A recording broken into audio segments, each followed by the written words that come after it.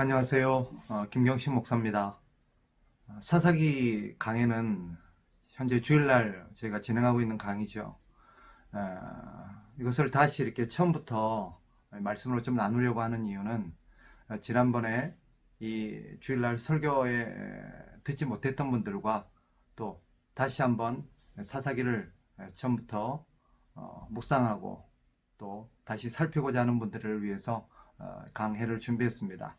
오늘 우리가 함께 나눌 말씀은 사사기 1장 1절의 말씀입니다. 제가 먼저 한번 1절의 말씀을 봉독하겠습니다. 여호수아가 죽은 후에 이스라엘 자손이 여호와께 여쭈어 이르되 우리 가운데 누가 먼저 올라가서 가나안 족속과 싸우리이까. 먼저 이 사사기가 어떤 책인지 좀 짚고 넘어가는 게 필요하겠습니다. 사사기는 여호수아가 죽은 후에 사무엘이 최초의 왕을 세우기까지 400년간의 그어간의 400년간의 기록입니다. 이 사사기를 묵상하면서 우리가 집중적으로 좀 주의 있게 봐야 될 관전 포인트가 3개가 있습니다.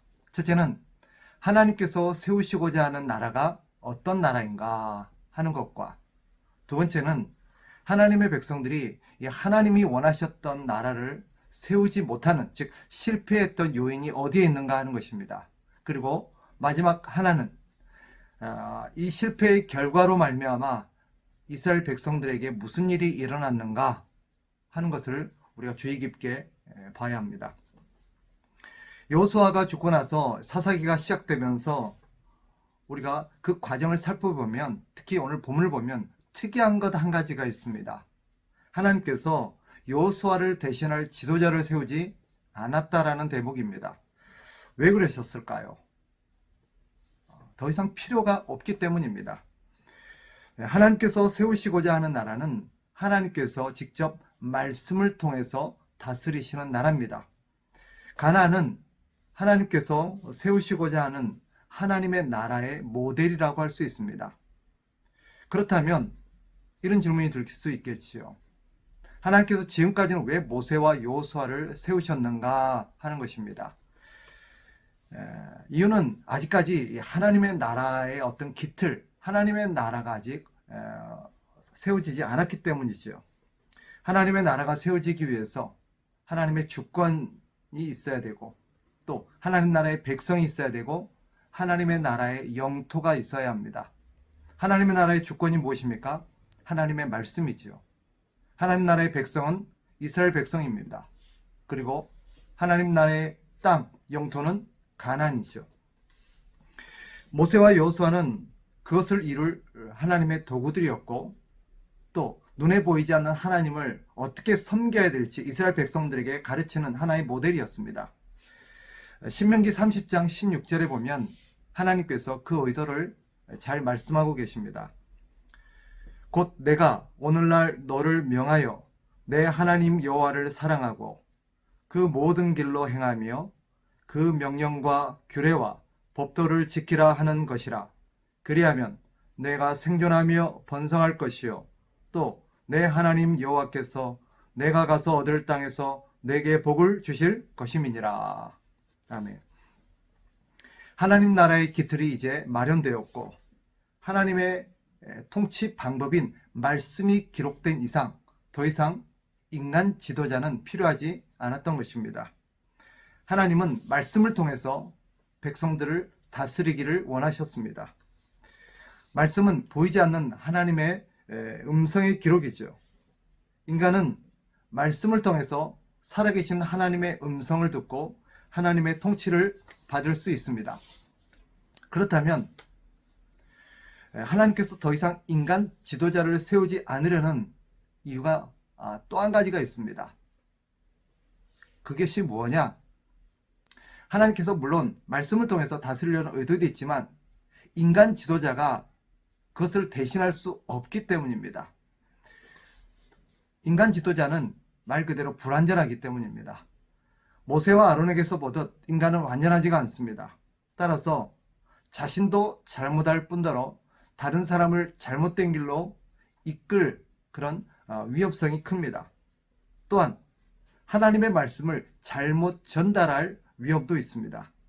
그로 인해서 사람들이 하나님에 대해서 오해를 하게 만들고 또 하나님을 잘못 섬기며 나아가서 인간들을 실족시킬 위험성이 있기 때문입니다. 그 대표적인 사건이 무리바 물 사건이죠. 모세가 하나님의 명령을 따라서 하나님의 백성들 앞에서 물을 내는 사건에서 모세는 하나님의 영광을 나타내지 않고 자신의 영광을 나타내는 그런 잘못을 범함으로써 사람들에게 잘못된 메시지를 주고 말았습니다. 또한 사람들의 부패한 본성은 자꾸 눈에 보이는 사람을 의지하려는 경향이 있습니다. 눈에 보이는 것들을 자꾸 의지하고 집착하려고 합니다. 그래서 사람을 우상처럼 섬길 수 있는 위험성이 엄청 큽니다. 대표적인 사건이 무엇입니까? 금송아지를 만든 사건이죠. 우리가 알듯 이스라엘 백성들을 가나안까지 인도하신 분은 모세가 아니라 하나님입니다. 그럼에도 이스라엘 백성들은 하나님이 아니라 눈에 보이는 모세가 자기들을 이끌고 자기들을 이 가나안 땅까지 인도할 지도자라고 생각했습니다. 그랬던 이 모세가 하나님의 부르심을 받고 시내산에 감으로써 눈에 보이지 않게 되죠. 무려 40일 동안이나 그들의 눈에 나타나지 않자 그들은 모세가 죽었다고 생각합니다. 그리고 모세가 없어지자 자신들을 인도할 금송아지를 만들어내죠. 이것이 바로 부패한 인간의 본성이 보여주는 우상 숭배의 성향을 보여주는 대표적인 사례입니다. 결과적으로 눈에 보이는 것들은 하나님을 왜곡시키고 하나님에 대해서 온전하게 전달해 줄 수 없습니다. 오직 하나님의 말씀만이 하나님을 우리에게 바르게 가르쳐주고 하나님의 뜻을 바르게 우리에게 알려줄 수 있습니다. 이 사실을 가장 잘 보여주는 인물들이 바로 사사들입니다. 하나님께서 하나님의 백성들에게 기대하는 삶, 즉 더 이상 인간 지도자를 세우지 않고 하나님의 백성들이 이 사사 시대를 통해서 가나안 땅에서 어떻게 살기를 바라셨는가? 이것은 눈에 보이는 지도자가 없어도 하나님의 백성들이 하나님의 말씀을 따라서 자발적으로 하나님의 뜻에 순종하며 사는 것입니다. 이것이 하나님께서 원하시는 궁극적인 모습입니다. 오늘 본문의 1절 우리가 읽었었죠. 1절에 보면 이런 대목이 나왔습니다. 여호수아가 죽은 후에 이스라엘 자손이 여호와께 여쭈어 이르되 우리 가운데 누가 먼저 올라가서 가나안 족속과 싸우리까? 이제는 눈에 보이는 사람 지도자가 아니라 하나님께 직접 묻고 하나님의 지시를 받는 장면이 오늘 본문의 1절입니다. 이것이 40년 동안 하나님께서 이스라엘 백성들을 훈련시킨 목적입니다. 그리고 그 결과가 오늘 눈앞에 나타나고 있는 것입니다. 이것이 바로 하나님께서 그토록 원하시던 삶이시죠. 물론 아직 전쟁이 완전히 끝난 것이 아닙니다. 이스라엘 백성들은 탁월한 지도자 여호수아가 죽었을 때 남은 전쟁을 어떻게 수행해야 할지 아마 두려움이 남아있을 수 있었을 것입니다.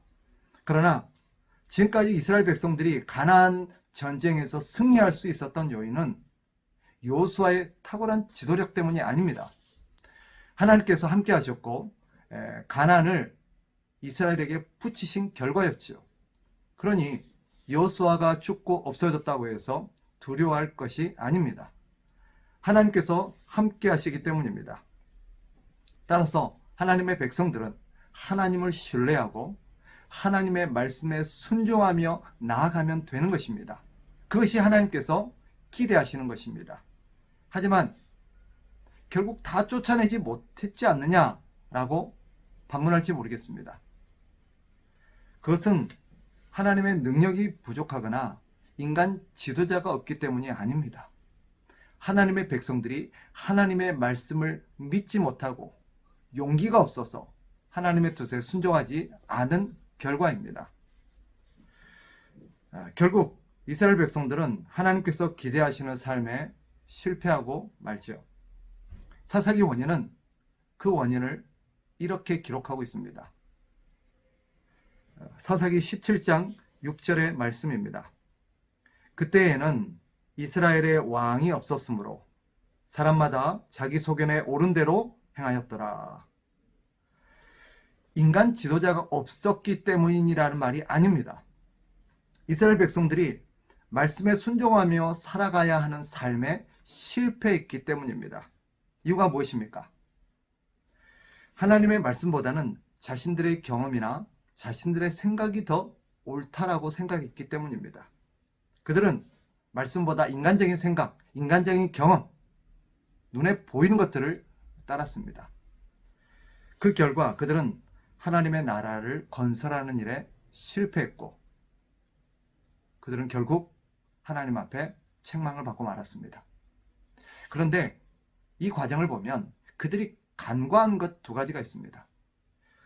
그게 뭐냐? 첫째는 자신들의 지혜와 능력을 너무 과신한 것입니다. 그들은 자신의 힘과 방식대로 얼마든지 자신들의 나라를 세울 수 있다고 생각했습니다. 그러나 성경에서 보듯 그들의 상대, 그들의 적들은 이스라엘 백성들보다 훨씬 강하고 훨씬 강력한 무기로 무장한 사람들이었습니다. 오직 하나님의 능력과 지혜가 아니면 결코 이길 수 없는 상대들입니다. 그들은 자신들이 상대하고 있는 적이 얼마나 강력하고 반면 자기들의 힘이 얼마나 나약한지를 몰랐던 것입니다. 또 한 가지 요인은 자신들이 가나안 땅에 들어간 목적을 상실한 것입니다. 아니, 그 목적을 잘못 이해했다라고 생각하는 것이, 말하는 것이 더 적절할지 모르겠습니다. 그들은 하나님께서 그들을 가나안 땅으로 들여보내서 가나안 땅에 살게 하신 목적이 마치 자기 자신들의 만족된 삶, 자기 자신들이 거기서 행복하게 사는데 목적이 있는 것으로 착각했습니다. 하나님께서 가나안 땅을 허락하신 것은 그저 그 땅에 들어가서 편하게 잘 먹고 잘 살라고 들여보내신 것이 아닙니다. 바로 하나님의 나라를 이루기 위함입니다.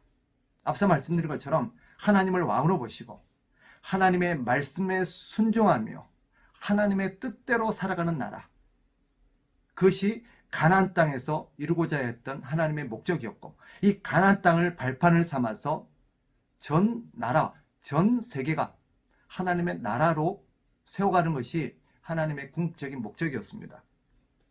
그러나 정작 그 땅에 들어간 사람들은 어떠했습니까? 하나님의 뜻은 잊어버린 채 자기들의 성공과 자기들의 삶의 만족에만 몰두하기 시작했고 그것을 위해서 하나님의 말씀을 따르기보다 자기 소견에 옳은 대로 살았습니다. 이것이 바로 이 사사기 시대가 주는 실패의 요인입니다. 자, 그렇다면 오늘 이 사사기를 통해서 하나님께서 우리에게 주시려는 그 교훈, 메시지는 무엇이겠습니까? 정리해보면 우리는 세 가지 정도로 정리해볼 수 있습니다. 하나님께서 이 사사시대를 통해서 이스라엘 백성들의 그런 실패를 거울로 삼으라는 것입니다. 그럼으로써 우리가 오직 하나님만을 의지하고 하나님의 말씀에 순종하며 살도록 하시기 위함입니다. 우리가 사람을 의지한다든지 눈에 보인 것을 의지할 때 우리는 실패할 수밖에 없습니다. 그리고 그들은 결코 우리를 바르게 하나님의 어떤 뜻대로 우리를 인도할 수 있는 온전한 도구들이 아닙니다. 자꾸 눈에 보이는 사람을 의지하고 눈에 보이는 사람을 따르려고 할 때 자칫 우리는 잘못된 길로 갈 확률들이 높습니다. 그게 지금 우리 교회 현장이 보여주는 현실 아닙니까? 사람을 믿고 의지하는 자는 반드시 실망하게 될 것입니다. 그리고 실족할 수도 있습니다. 우리는 하나님의 궁극적인 뜻을 따라서 하나님의 말씀에 순종하며 살아야 합니다. 또 한 가지, 오늘 사사기가 주는 교훈이 무엇입니까? 자신의 경험과 자신의 지혜를 의지하며 살지 말라는 것입니다. 왜 그렇습니까? 우리가 상대해야 될 적들, 우리를 둘러싼 이 세상은 우리 힘으로는 살아갈 수 없고 우리의 능력과 우리의 경험과 우리의 지혜로는 결코 살아갈 수 없습니다. 우리 삶에 드리워지는 여러 가지 문제들, 이 모든 문제들은 우리의 힘으로는 결코 풀어나갈 수 있는 요인들이 아닙니다. 오직 하나님께만 그 해답이 있고 하나님만이 이것을 해결하실 수 있는 분이기 때문입니다. 마지막 한 가지, 오늘 사사기가 우리에게 주는 교훈이 무엇입니까? 우리가 이 땅에 살아가는 목적입니다. 우리는 이 땅에서 우리의 성공과 만족을 위해서 사는 자들이 아닙니다. 하나님께서 이스라엘 백성들을 통해서 보여주셨듯 오늘 신약의 하나님의 백성인 교회인 우리는 우리를 위해서 사는 게 아니라 하나님의 뜻을 위해서, 하나님의 나라를 이 땅에 세우기 위해서 살아가는 것입니다. 그래서 바울이 말하죠. 너희는 먹든지 마시든지 무엇을 하든지 하나님의 영광을 위해서 해라. 이것이 바로 풀어보면 하나님의 뜻과 그 뜻의 궁극적인 어떤 실체인 하나님의 나라를 이 땅에 세워나가는 것입니다.